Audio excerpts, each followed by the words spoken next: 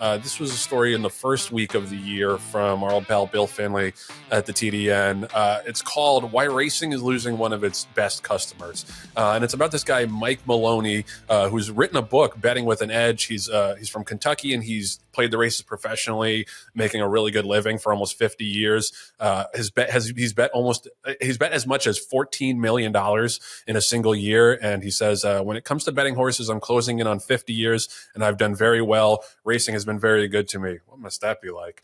But the story goes on to talk about how he's drastically cut back his handle, and he's like barely at $1 million now, and will probably cut back even further. And one of the main reason that he's doing that is because of the influence of CAW wagers, the computer-assisted wagering players, which I've mentioned several times on this show. Here's what he said in Bill's story. As the CAWs became a bigger percentage of the betting pools, my edge dissipated over time because they're very good and they're doing the same thing I'm trying to do, but they're just doing it better. Over time, if you're going to approach betting on horses as a business, you're going to have to adjust your business model every year. For me, the biggest adjustment has been to bet less. A lot of marginal bets that used to be profitable gradually became less profitable and then got close to break even. At that point, they had to be eliminated. That leads to the decrease in handle. And this, the story of CAW wagering is not, partly it's that they've built algorithms that are very sharp and are able to analyze the odds down to the last second, and find inefficiencies in the market. But the other part of it is that they don't even need to make a profit. So basically what happens is the CAWs and the wagering houses that take their action a lot of them are owned by the Stronach Group, by NYRA, by Churchill Downs, major conflict of interest. CAW groups pay the track a host fee so they're able to bet on their product, and then the tracks in turn give them a rebate to the point where they do not even need to make a profit.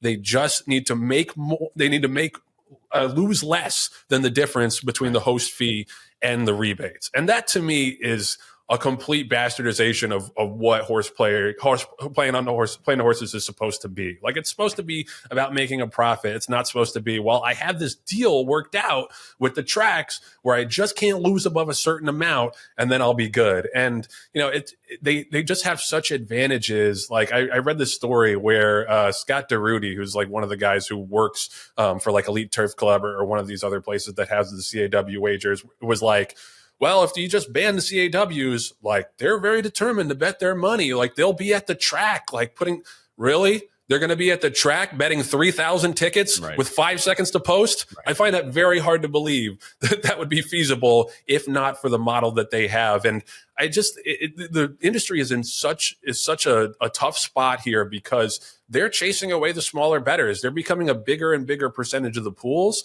And first of all, that kind of, neutralizes their advantage. Like, they need enough minnows in order to survive as the whales. But the industry is in a spot where, with declining handle, they cannot afford to ban these groups outright. Like, NYRA has done a good job in certain pools of limiting them, like either banning them or cutting them off with a couple minutes to post. I think that's probably the best you can do.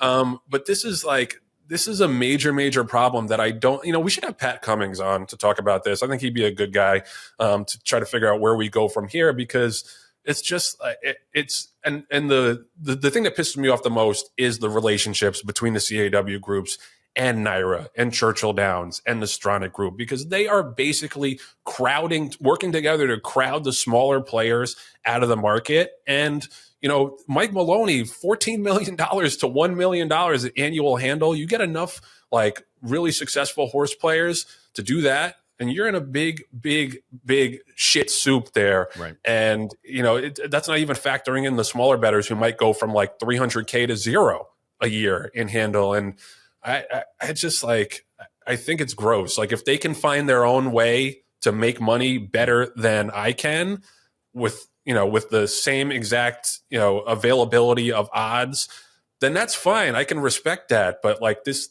weird incestuous relationship between them and the owners of the tracks, to where they don't even have to make a profit on the actual wagers to be able to siphon off all of this handle from the smaller bettors. It grosses me out. And I think that there should be more people talking about it, frankly. Well, and Joe, it greatly impacts not only all the things you mentioned, but the actual odds themselves, to the point where if I'm a $2 bettor and I'm looking at the odds and I'm saying, gee, that horse has value. And all of a sudden I plunk my $20 to win on the horse.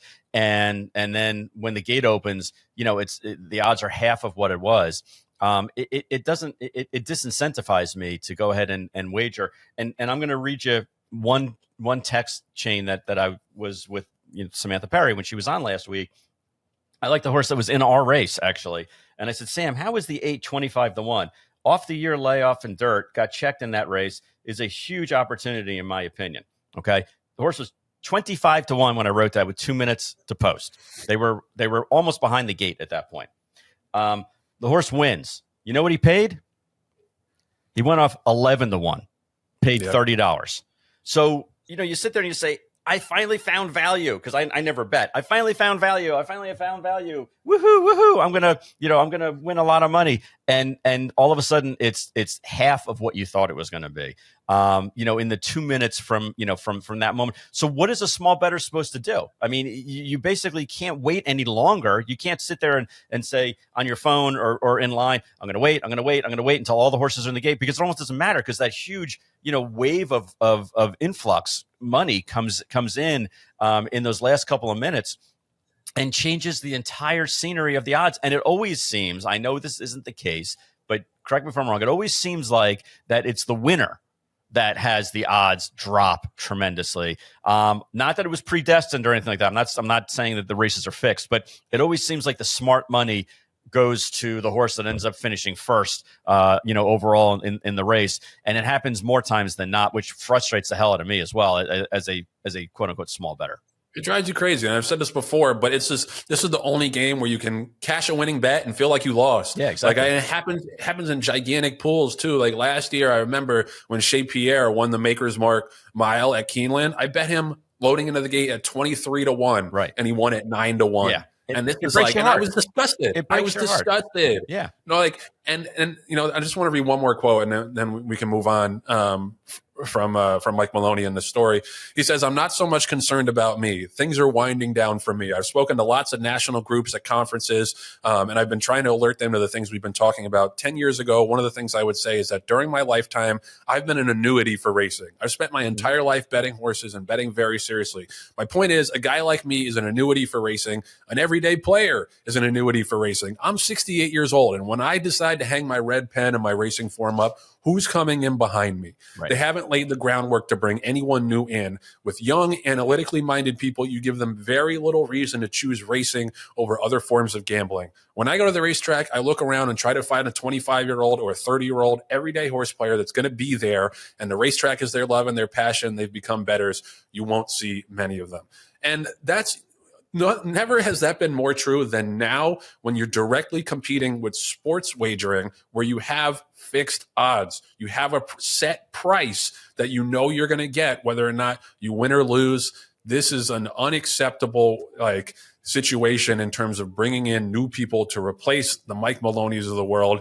You got to have someone introduce you to it, and you got to and there will only be a few instances where someone bets a horse that's unfamiliar with racing. Someone bets a horse at 8-1 and the horse wins at 5-2, where they say, fuck this. Like, why would I do this? There's a million casinos and sports betting opportunities and poker and all this stuff that I could be putting my money towards if I want to gamble. This is not sustainable.